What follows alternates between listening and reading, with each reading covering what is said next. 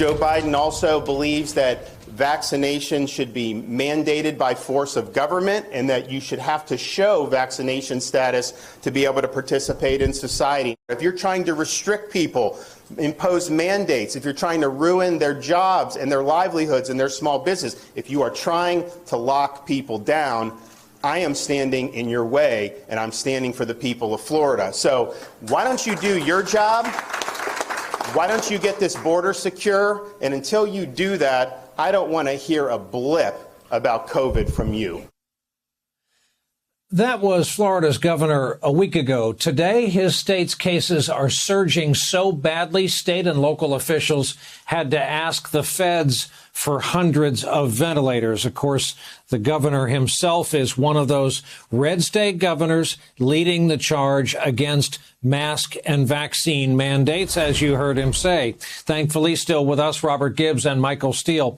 Michael, there's a risk that we don't talk often enough about what Fred Wellman of the Lincoln Project tonight called the ghoulishness of some of these Republican politicians siding with COVID over constituents. Ron DeSantis has degrees from Harvard and Yale, and yet he seems so concerned that masks are off-brand for him and might cost him the love of the MAGA crowd.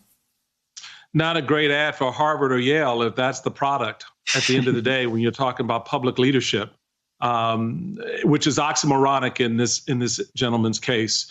He's not a leader. He's a sycophant. He thinks by his own political calculation that he's willing to make the bet that it will set him up nicely in a Republican primary should Donald Trump just wink and nod at him and give him that sort of juicy look. And, to set him on the course to become the nominee of the party in 24 months or so. The reality of it is people are dying. His state is in a COVID mess. It is a hot mess. If it were a country, it would be leading the globe in the number of deaths and infection rates. So that's what his Republican leadership is giving the people of Florida. And then they have to decide, is it worth it? Because there's nothing we can do about it here. They have to make that choice. He's their governor.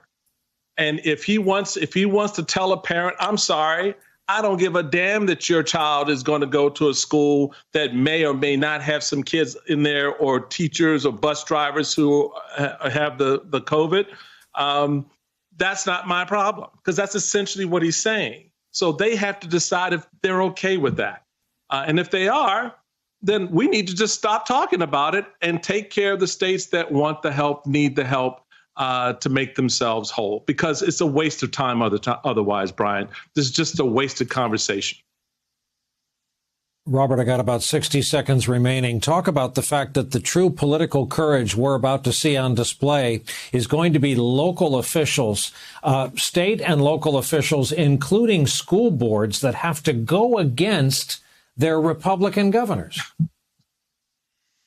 Yeah, absolutely, Brian. And some of them in Florida are going against even the threat of losing funding in order to institute mask mandates, because we know kids that are under 12 can't get vaccinated. And we know all too many between 12 and 18 in a lot of these states aren't. I will say this. I think that what the governors in Texas and Florida are doing, I think from a public health standpoint, it's deadly. I actually think from a long-term political standpoint, it's also deadly. I don't see how this is going to work in their advantage if they were to become the Republican nominee. And if I was a parent in each of these states, I can't imagine what I would be thinking going to bed at night with school just around the corner.